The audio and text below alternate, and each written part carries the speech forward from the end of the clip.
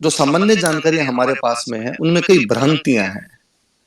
एक इतिहास का विद्यार्थी व शोधार्थी होने के नाते मैं अपना हमेशा इस बात का कर्तव्य समझता हूं कि उन भ्रांतियों को दूर कर पाऊं। जितने लोगों को मैं बता पाऊं उतना तो कम से कम हो पाए। महाराणा प्रताप भारत के वो हीरो हैं जिनके बारे में बच्चा बच्चा जानता है। कहानियां इतिहास नहीं होती है। भारत में इतिहास के साथ में सबसे बड़ा दुर्भाग्य यह रहा कि हमने हिस्ट्री को स्टोरी मानकर पढ़ना शुरू कर दिया है। वो राजस्थान के एकमात्र राजा हैं जिनको राज्य बपौती में नहीं मिला बल्कि जनता के द्वारा दिया गया था। यह राजतंत्र में लोकतंत्र की स्थापना है। कोई राजा किस कदर अपनी जनता में लोकप्रिय रहा होगा कि उसके राष्ट्रलग के समय जनता पूर्व राजा की आज्ञा का उल्लंघन करते हुए जगमाल को हटाकर प्रताप को राजा बना देती है। तो कलयुग में यकीन राम के वारिस थे कि जिनके साथ जनता इस कदर जुड़ गई थी। हो भी क्यों ना, महाराणा प्रताप सूर्यवंशियों के उसी कुल से बिलोंग करते थे जिस कुल के 64वीं पीढ़ी के अंदर भगवान श्री राम हुए थे और 210वीं पीढ़ी के अंदर जाके महाराणा प्रताप का जन्म हुआ था। खूब सारे लोग आगे कह देते हैं महाराणा प्रताप अकेले पड़ गए थे, अन्य राजाओं ने उनका साथ नहीं दिया था, अकेले थे फिर भी देखो उन्होंने संघर्ष किया। तो मुझे लगता है यार इन लोगों ने इतिहास को ढंग से जाना ही नहीं, इतिहास को ढंग से पढ़ा ही नहीं। कहानी है उसकी जो कहता था गुलामी किसी की अच्छी नहीं होती, ना गैरों की ना अपनों की। महाराणा प्रताप।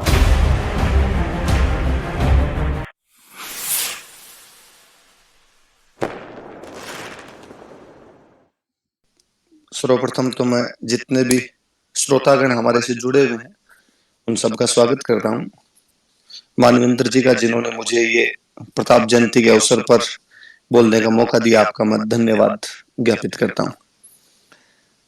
जैसा कि आप तमाम लोग जानते हैं आज 9 मई है और 9 मई को महाराणा प्रताप की जयंती है। महाराणा प्रताप के विषय में बोलने से पहले कई ऊहापोह रहती है। एक तो यह रहता है कि महाराणा प्रताप भारत के वो हीरो हैं जिनके बारे में बच्चा बच्चा जानता है। तो लगता है कि इनके बारे में अपने क्या बोलेंगे, जब सब लोग इनके बारे में जानते हैं तो इनके बारे में क्या बोला जाना चाहिए। फिर मुझे कई बार लगता है कि महाराणा प्रताप के बारे में जो सामान्य जानकारियां हमारे पास में है उनमें कई भ्रांतियां हैं। एक इतिहास का विद्यार्थी व शोधार्थी होने के नाते मैं अपना हमेशा इस बात का कर्तव्य समझता हूं कि उन भ्रांतियों को दूर कर पाऊं। जितने लोगों को मैं बता पाऊं उतना तो कम से कम हो पाए। तो आज की जो ज्यादातर मेरी बातें होगी मैं शायद उसी दिशा के अंदर जाऊंगा, क्योंकि बाकी तमाम बातें आप जानते हैं, मैं आपका समय व्यर्थ नहीं करना चाहूंगा। मैं घटनाओं को थोड़ा सा पीछे लेके जाता हूं। अक्सर बचपन में छोटी क्लासों की कहानियों में एक कहानी सुनी थी। चित्तौड़ का दूसरा साका होता है 1535 में। राणा सांगा की हाड़ी रानी कर्मावती जोहर कर लेते हैं। देवलिया के बाघ सिंह के नेतृत्व में केसरिया होता है। गुजरात का बहादुर शाह चित्तौड़ पर अधिकार कर लेता है, लेकिन गुजरात के बहादुर शाह को हुमायूं के आक्रमण के डर से वापस गुजरात भागना पड़ा और पुर्तगालियों के साथ में एक हुई बातचीत के अंदर पुर्तगालियों ने उसे अरब सागर में बुलाकर फेंक दिया और वो मर गया। बहादुर शाह की मृत्यु के समाचार सुनकर चित्तौड़ में गुजरातियों का जो भी कब्जा था मेवाड़ वालों ने उखाड़ फेंका, लेकिन मेवाड़ वालों के सामने अब समस्या यह थी कि चित्तौड़ का शासन किसे दिया जाए। राजा विक्रमादित्य को, जिनके समय में ही रानी कर्मावती शासन खुद संभाल रही थी, वे इतने योग्य नहीं थे, या उदय सिंह को जो कि विक्रमादित्य के छोटे भाई थे। पर लगा कि अभी मेवाड़ 4 संकटों से गुजरा है। 1527 में खानवा से एक बड़े युद्ध के अंदर विफलता का सामना करना पड़ा। 1528 में राणा सांगा की मृत्यु होती है। 1531 में रतन सिंह जी की मृत्यु होती है और 1535 में चित्तौड़ का दूसरा साका हो जाता है। ऐसे समय में निश्चय किया गया कि कुछ समय के लिए बनवीर को मेवाड़ का शासन सौंप दिया जाए और फिर उदय सिंह को शासन भार दिया जाए। बनवीर ने राजगद्दी पर बैठने के बाद विक्रमादित्य को मार दिया। वह उदय सिंह को मारना चाहता था। आगे वाली लाइनें, आगे वाली कहानी आप सब लोगों ने सुनी है कि मां पन्ना जो कि उदय सिंह की दाई मां हुआ करते थे, उन्होंने अपने बेटे चंदन का बलिदान देकर उस दिन उदय सिंह को वहां पर बचा लिया था। प्रातस्मरणीय है, धन्य है वो मां पन्ना जिसने अपने राष्ट्र की रक्षा के लिए अपने स्वयं पुत्र का बलिदान कर दिया था। दुनिया के इतिहास में से उदाहरण आपको कतई नहीं मिलेंगे जब कोई माँ इस कदर अपने पुत्र को अपनी आंखों के सामने इसलिए कटवा देती है कि उसके राष्ट्र को अखंड रखना जरूरी है, राजा को रखना जरूरी था। कहानी का ट्विस्ट यहीं से है। इस कहानी में आप आगे यह पढ़ते हैं कि उदय सिंह छोटे से बच्चे हैं जिनको पन्ना धाय घास की टोकरी में डालकर वहां से लेकर चली जाती है। यह घटना 1536 की है। यदि कहानी की बात मानी जाए तो यह कैसे संभव हो पाएगा कि 1536 में उदय सिंह इतने छोटे से बच्चे थे कि पन्ना धाय उन्हें घास की टोकरी में डालकर लेकर गए थे, तथा 9 मई 1540 को उदय सिंह के घर पर महाराणा प्रताप के रूप में उनके ज्येष्ठ पुत्र का जन्म होता है। कहानियां इतिहास नहीं होती है। भारत में इतिहास के साथ में सबसे बड़ा दुर्भाग्य यह रहा कि हमने हिस्ट्री को स्टोरी मानकर पढ़ना शुरू कर दिया है। कहानियां इतिहास में रोचकता पैदा करती है, इतिहास से लोगों को जोड़ती है, लेकिन इतिहास तथ्यों पर आधारित होता है। राणा उदय सिंह का खुद का जन्म 1522 के अंदर हुआ था। उस घटना के समय वो 15 साल के थे। अब इस बात को आप ज्यादा समझ पाएंगे कि यदि वो 1536 में 15 साल के रहे तो यकीनन 1540 के अंदर उनकी उम्र 19-20 साल रही है जब राणा प्रताप का उनके घर पर जन्म हुआ। इसलिए आगे से जब कभी भी आप इस कहानी को कहीं सुनाए तो बाकी सब बातें सच्ची है। मां पन्ना का बलिदान, चंदन की मृत्यु, सब कुछ सच्चा है, लेकिन इस बात पर ध्यान रखें कि कोई दोबारा कभी नहीं बताएं कभी कि उदय सिंह छोटा सा टाबर था और उसे घास के पत्तों में डालकर ले जाया गया था। उदय सिंह उस समय युवावस्था के अंदर प्रवेश कर रहे थे। आगे की घटनाओं में ना जाकर मैं सीधा प्रताप पर आता हूं। 1572 में उदय सिंह का गोगुंदा में होली के त्योहार के दिन मृत्यु होती है। बहुविवाह प्रथा हुआ करती थी राजस्थान में।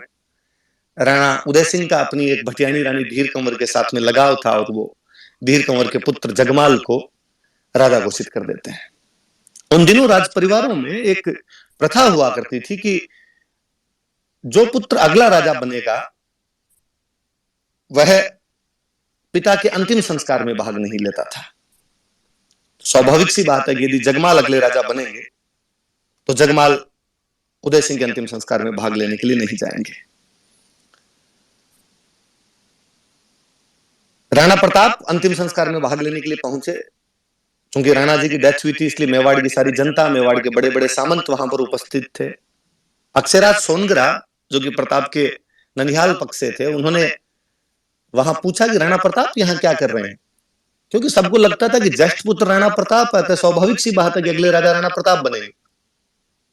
लेकिन जब उन्हें वहां पर पता चला कि अगले राजा राणा प्रताप नहीं बनकर अगले राजा जगमाल बनने जा रहे हैं, तब उन्होंने चुंडा के वंशजों कृष्णदास और सांगा की तरफ देखकर कहा कि हे चुंडा के वंशधरों, मोकल के समय से यह रिवाज चलता आ रहा है कि मेवाड़ की राजगद्दी का वारिस कौन होगा। तो कहा गया कि जगमाल राजा नहीं बनके प्रताप को राजा बनाया जाना चाहिए। इस बात पर चुंडा के वंशज सलुम्बर के सामंत कृष्णदास चुंडावत ने कहा कि यकीनन यह हम सलुम्बर वालों का अधिकार है कि मेवाड़ का जो अगला राजा है वो राणा जी तय नहीं करेंगे, मेवाड़ का अगला राजा हम तय करेंगे। इस प्रकार गोगुंदा में मेवाड़ की जनता तथा मेवाड़ के सामंतों द्वारा प्रताप को राजा घोषित किया गया था। इस बात पर ध्यान दिया जाए वो राजस्थान के एकमात्र राजा हैं जिनको राज्य बपोती में नहीं मिला बल्कि जनता के द्वारा दिया गया था। यह राजतंत्र में लोकतंत्र की स्थापना है। कोई राजा किस कदर अपनी जनता में लोकप्रिय रहा होगा कि उसके राष्ट्रलग के समय जनता पूर्व राजा की आज्ञा का उल्लंघन करते हुए जगमाल को हटाकर प्रताप को राजा बना देती है। मुझे लगता है ये 1572 में प्रताप का वो जो 28 फरवरी 1572 को होली के दिन राष्ट्रतिलक है, वो अपने आप में आगे की तमाम घड़ियों की तरफ, आगे की तमाम घटनाओं की तरफ इशारा कर रहा था कि मेवाड़ की दशा और दिशा दोनों क्या होगी। राजा बनने के तुरंत बाद में जब अकबर अपना गुजरात का अभियान समाप्त करके अकबर की सेना आगरा की तरफ लौट रही थी, राणा प्रताप द्वारा उस गुजरात से आगरा की तरफ जाती हुई सेना को बीच में रोककर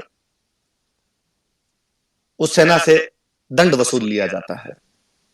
अकबर इस बात से खिन्न था और अकबर यह भी चाहता था कि जब संपूर्ण भारत को वह अधिकार में लेना चाहता है तो मेवाड़ जैसा राज्य जो कि दिल्ली के ठीक नाक के नीचे बैठा है वो स्वतंत्र कैसे रह सकता था। 1568 में वो चित्तौड़ पर कब्जा कर चुका था लेकिन मेवाड़ महाराणा ने उससे संधि नहीं की थी। अकबर ने प्रताप को समझाने के लिए कई दूत भेजा। तमाम लोग जानते हैं इस बारे में, उस तरफ नहीं जाना चाहूंगा। ये प्रताप के स्वाभिमान का प्रतीक है कि उन्होंने हर बार उन दूतों को बेरंग लौटाया था। एक बात की तरफ मैं इशारा करूंगा कि जब तीसरे दूत के रूप में आमेर राजा साहब भगवान दास जी आए थे और उन्होंने जब प्रताप को कहा कि आपको संधि कर लेना चाहिए, तो प्रताप उनको कहते हैं कि आज के ठीक लगभग 50 साल पहले मेरे जो दादाजी थे उनके झंडे के नीचे राजस्थान के तमाम लोग अकबर के दादाजी के खिलाफ लड़े थे, जब हम खानवा के युद्ध में सांगा के नेतृत्व में बाबर के खिलाफ लड़ रहे थे। और उसमें आमेर के महाराज भी हमारे झंडे के नीचे लड़े थे। भगवान दास जी, आप मुगलों के खिलाफ अपना झंडा खड़ा कर लीजिए, मैं आपके झंडे के नीचे लड़ने के लिए तैयार हूं, लेकिन मैं मुगलों के झंडे के नीचे लड़ने के लिए कतई तैयार नहीं होऊंगा। ये चीजें बताती है कि महाराष्ट्र में विदेशी आक्रमणकारियों के प्रति शुरुआत से कैसा विजन था, कैसी दृष्टि थी। वो ये समझते थे कि देश की एकता के लिए आपस में एकजुट होना आवश्यक है, तभी हम विदेशी आक्रमणों का जवाब दे पाएंगे। मैं हल्दी घाटी वाले युद्ध की तरफ फिर बाद में जाऊंगा, लेकिन मैं उससे पहले कई बातों की तरफ और इशारा करना चाहूंगा। प्रताप का राजतिलक मुझे एक चीज की और याद दिलाता है कि प्रताप का राजतिलक जनता द्वारा किया गया, जगमाल को नकार दिया गया। मुझे पुनः याद आते हैं कि अयोध्या में जब महाराज दशरथ ने कहा कि राम जी को 14 साल का वनवास और भरत को राजतिलक मिलेगा, तो अयोध्या की जो जनता थी वो राम जी के साथ वनवास के लिए रवाना हो गई थी, जिन्हें राम जी समझा बुझाकर पुनः वापस भेजते हैं। मुझे लगता है कलयुग में यकीन राम के वारिस थे कि जिनके साथ जनता इस कदर जुड़ गई थी। वो भी क्यों ना, महाराणा प्रताप सूर्यवंशियों के उसी कुल से बिलोंग करते थे जिस कुल के 64वीं पीढ़ी के अंदर भगवान श्री राम हुए थे और 210वीं पीढ़ी के अंदर जाके महाराणा प्रताप का जन्म हुआ था। महाराणा प्रताप के बारे में अक्सर एक बात और कही जाती है। अक्सर कहा जाता है कि खूब सारे लोग आगे कह देते हैं महाराणा प्रताप अकेले पड़ गए थे, अन्य राजाओं ने उनका साथ नहीं दिया था, अकेले थे फिर भी देखो उन्होंने संघर्ष किया। तो मुझे लगता है यार इन लोगों ने इतिहास को ढंग से जाना ही नहीं, इतिहास को ढंग से पढ़ा ही नहीं है। यदि आप महाराणा प्रताप के समय की सिचुएशन देखेंगे तो आप पाएंगे कि उस समय बांसवाड़ा के प्रताप सिंह, डूंगरपुर के आस्करण, मेवाड़ के राणा प्रताप, मारवाड़ के चंद्रसेन, सिरोही के राव सुल्तान, जालोर के ताज खान और इडर के नारायण दास। यदि मैंने जो स्थान बोले इनको आप एक रेखा के अंदर खींचेंगे तो आप पाएंगे कि ये मालवा से लेकर गुजरात तक का पूरा बॉर्डर है। इस बॉर्डर में जितने राजा थे वो तमाम लोग एक साथ थे। रणनीतियां बदल गई थी। इससे पहले राजस्थान के राजाओं की एक होने की रणनीतियां ये होती थी कि सारे के सारे जो राजा है वो एक झंडे के नीचे एक मैदान में जाके लड़ेंगे, जैसा कि खानवा के अंदर लड़े थे। लेकिन इस बार कहा गया कि नहीं, ऐसा नहीं किया जाए। सब अपने अपने राज्यों के अंदर मुगलों की खिलाफत करेंगे, सब अपने अपने राज्यों में मुगलों के खिलाफ लड़ेंगे। इसलिए तमाम राजा अपने अपने राज्यों में लड़ रहे थे। यही कारण है कि राणा प्रताप के समय में अकबर राजस्थान में एक सिंगल युद्ध नहीं जीत पाया है। कोई युद्ध नहीं जीता उस व्यक्ति ने। राजस्थान में तमाम युद्ध हार गए थे। मुझे आंकड़ों में, संख्याओं के अंदर बड़ी रुचि रहती है। जब मैं ये देखता हूं कि 1581 में मारवाड़ महाराजा चंद्रसेन राठौड़ अकबर से अजमेर छीन लेते हैं। 1582 में दिवेर के प्रसिद्ध युद्ध में, जिसकी मैं आगे खूब सारी बातें करूंगा, राणा प्रताप पूरी मुगल सेना को मार देते हैं। और 1583 के उस विश्व प्रसिद्ध दत्तानी के युद्ध में, जिसका महत्व सिरोही के इतिहास में उसी प्रकार का है जो महत्व मेवाड़ के इतिहास में हल्दी घाटी का है, सिरोही के राजा राव सुल्तान मुगलों की पूरी आर्मी मार देते हैं।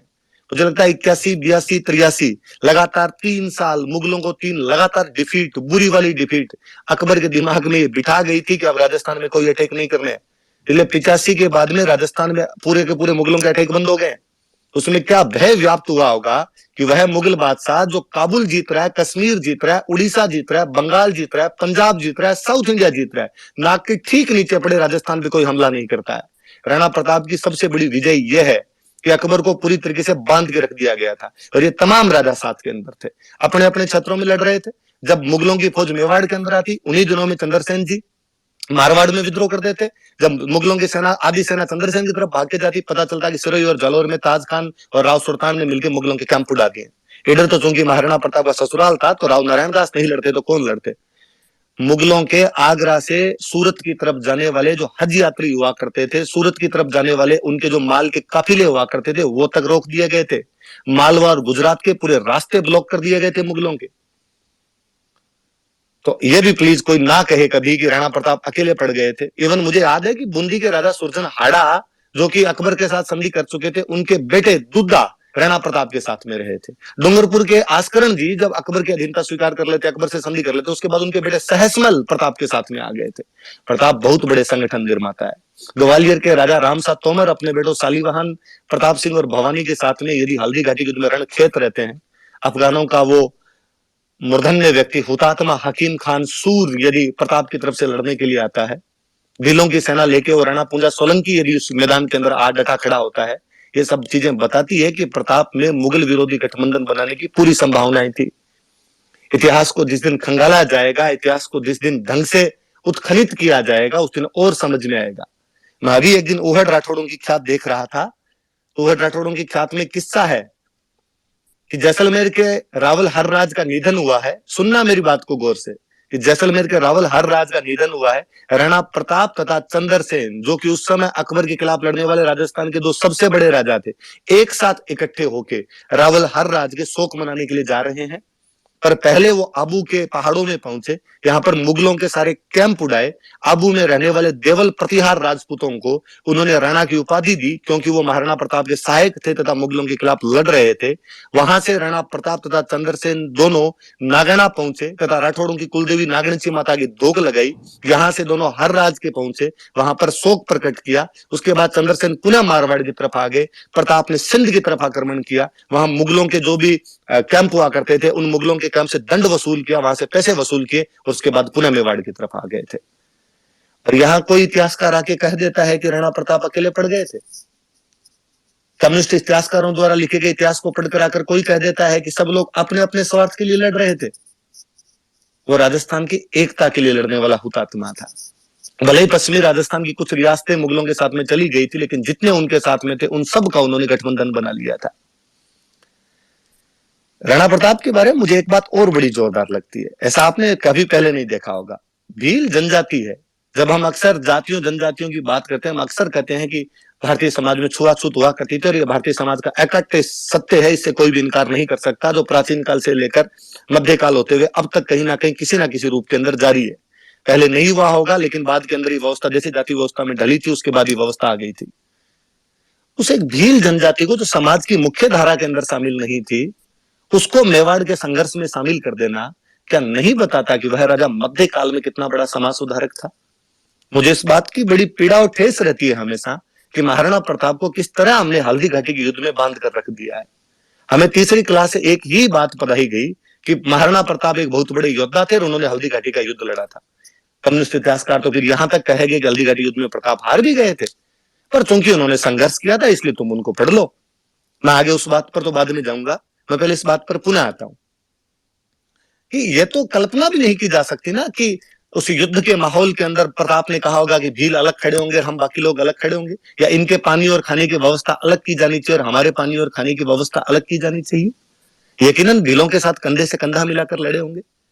एक समाज की मुख्य धारा से कटी हुई एक जाति को यदि समाज के साथ जोड़ रहा था, लेकिन वो सर्वोदय के सिद्धांत को लागू कर रहे थे कि सबका साथ सबका विकास आवश्यक है।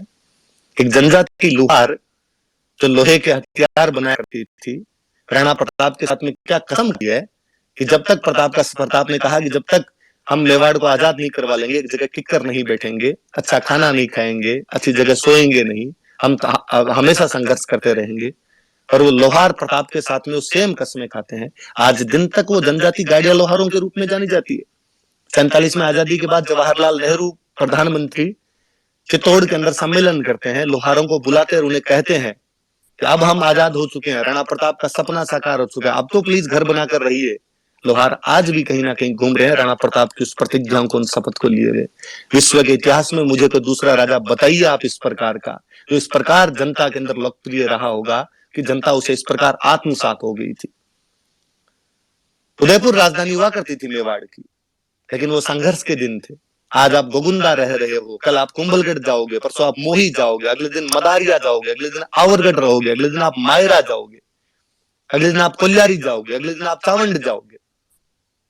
मेवाड़ की जनता उस राजा के साथ में कितना जुड़ी रही होगी, उस राजा का क्या प्रभाव रहा होगा जनता में, कि जनता ने कहना शुरू कर दिया जो आज दिन तक कहावत है, राणो जी कवे बठ उदयपुर, जहां राणा जी रहेंगे हम उसको उदयपुर मान लेंगे। भारत में मैं हमेशा कहता हूं कि बाकी जो लड़ाइयां हैं, मुझे कोई पूछे कि तराइन का युद्ध किसके बीच में हुआ, मैं यकीनन कहूंगा कि पृथ्वीराज चौहान की सेना और गौरी की सेना के बीच। खानवा का युद्ध किसके बीच में हुआ, कि सांगा की सेना और बाबर की सेना के बीच। प्रताप के समय का संघर्ष जो है, मेवाड़ के जन जन का संघर्ष है। कि राजा का अपने जनता में विश्वास है, ये जनता का अपने राजा में विश्वास है, कि वो राजा के साथ में इस कदर आकर खड़ी हो गई थी। कहते प्रताप के पिता उदय सिंह, मैं उदय सिंह का बहुत बड़ा समर्थक हूं कई मामलों में, कि वो राजस्थान के पहले राजा है जिन्होंने युद्धों की नीति बदल दी थी। राजस्थान के पहले के सारे युद्ध किलों में लड़े जाते थे, कि हम किले में बैठकर लड़ेंगे, और यदि दुश्मन कभी किला घेर लिया करता था तो अन्न और जल समाप्त होने के बाद में आपके पास साखे के अतिरिक्त कोई इलाज ही नहीं बचता था। राणा उदय सिंह वो राजस्थान के पहले राजा है जिन्होंने लड़ाइयों का रुख किलों से पहाड़ों की तरफ मोड़ दिया था, और कहा पहाड़ घेर के दिखाओ। देखे हमारी जब भौगोलिक परिस्थितियां इस प्रकार की है कि इन पहाड़ों में रह सकते हैं, तो आप पहाड़ घेर के दिखाइए। राणा उदय सिंह की उसी नीति को आगे चलकर राणा प्रताप कंटिन्यू करते हैं, और आगे चलकर उनके भी काफी पीढ़ी बाद उन्हीं का एक परिवार का वंशज महाराज छत्रपति शिवाजी महाराष्ट्र में इन्हीं विधियों को बाद में लागू करते हैं। कहते प्रताप ने जब पहाड़ों की लड़ाई का रास्ता चुना, तो उन्होंने मेवाड़ की पूरी जनता को पहाड़ों में शिफ्ट कर दिया था, ताकि मुगलों को जब वो मेवाड़ के अंदर आए तो किसी भी गांव से रसद पानी ना मिले, किसी भी गांव से उनको अनाज की प्राप्ति ना हो। मुगलों की सेनाएं यहाँ गांव के अंदर भटका करती थी, कोई पानी पिलाने वाला नहीं था, तो आपको अनाज और पानी कहां से मंगाना पड़ेगा, तो आप अजमेर वाले रास्ते से मंगाओगे। अजमेर के रास्ते रास्ते पर चौकियां बना दी गई थी। मुगलों का रहना दूभर था। मेवाड़ के अभियान उनके लिए इतने महंगे, इतने कष्टकर रहे थे कि 1585 के बाद में अकबर ने तौबाई कर ली थी कि हम बाकी पूरे भारत में अटैक कर लेंगे, लेकिन यहाँ पर मेवाड़ के अंदर अटैक नहीं करेंगे। मैं अक्सर कई बार मेरे साथियों से मजाक में कहता हूं कि अकबर ने कहा होगा कि यार मुगलों तुम क्यों नहीं अंदर जा पा रहे, प्रताप को क्यों नहीं पकड़ पा रहे हो, और मुगलों ने कहा होगा सर मुगल है, गूगल थोड़ी है, इन भौगोलिक परिस्थितियों के अंदर हम कैसे घुस सकते हैं, यहाँ पर हम कैसे जा सकते हैं। कहते प्रताप ने तब एक ऐलान करवाया था कि कोई भी मेवाड़ का व्यक्ति मुगलों को किसी भी प्रकार की सहायता नहीं देगा। तो एक मुगलों के कमांडर ने उंटाला के किले के पास में एक किसान को कहा कि तुम हमारे लिए सब्जियां उगा दो यार कुछ। उस किसान ने कहा कि प्रताप की आज्ञा है कि कोई भी सब्जी नहीं उगा सकता, कोई भी मुगलों को किसी प्रकार की सहायता नहीं देगा, और यदि मैंने दिया तो मुझे दंड भोगना पड़ेगा। उस मुगल सूबेदार ने हंस के कहा कि यार हमारे एकदम पास में बैठा है, क्या कर सकता है राणा प्रताप तेरा। और उस व्यक्ति ने मुगलों के लिए सब्जियां उगानी शुरू कर दी। राणा प्रताप को लगा कि आज्ञा सबके लिए बराबर होती है, आज्ञाओं के जब उल्लंघन होने लगते हैं तो शासन चलना दुरू हो जाता है, फिर शासन का लोगों से भय समाप्त होता है, शासन का दंड हमेशा रहना चाहिए। राणा प्रताप एक दिन अचानक रात को हमला करते हैं, उस मुगल टुकड़ी जो वहां पे थी उसके लोगों को और उस किसान को दोनों को मार देते हैं। इन्हें आज्ञाओं का उल्लंघन नहीं किया, सरेआम अंदर घुसकर और वापस निकल कर आ गए थे। ये घटना बताती है कि नहीं, आपको मेरे साथ में मेरे तरीकों से लड़ना पड़ेगा, तभी हम सफल हो पाएंगे। कि कितने क्लियर थे वो इन चीजों के अंदर, कि जो है चीजें उनको उसी रूप के अंदर लिया जाना चाहिए। अक्सर धर्मनिरपेक्षता का चोला भारत के लोग एक तरफ ही पहना देते हैं, दूसरी तरफ बातें नहीं की जाती है। प्रताप कितने धर्मनिरपेक्ष रहे होंगे कि हाकिम खान सूर नाम का एक अफगान उनकी हरावल का नेतृत्व कर रहा था।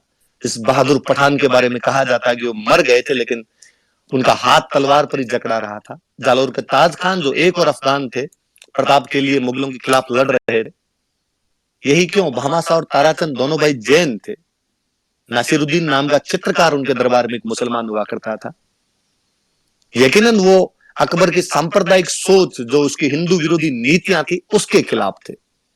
वो किसी धर्म के खिलाफ नहीं थे सीधे सीधे तौर पर हाँ, यदि तुम हमारे धर्म को हानि पहुंचाओगे तो हम हिंदुआ सूरज कहलाते हैं, उसके लिए लड़ना हमारा स्वाभाविक सी बात है, उसके लिए हम लड़ेंगे।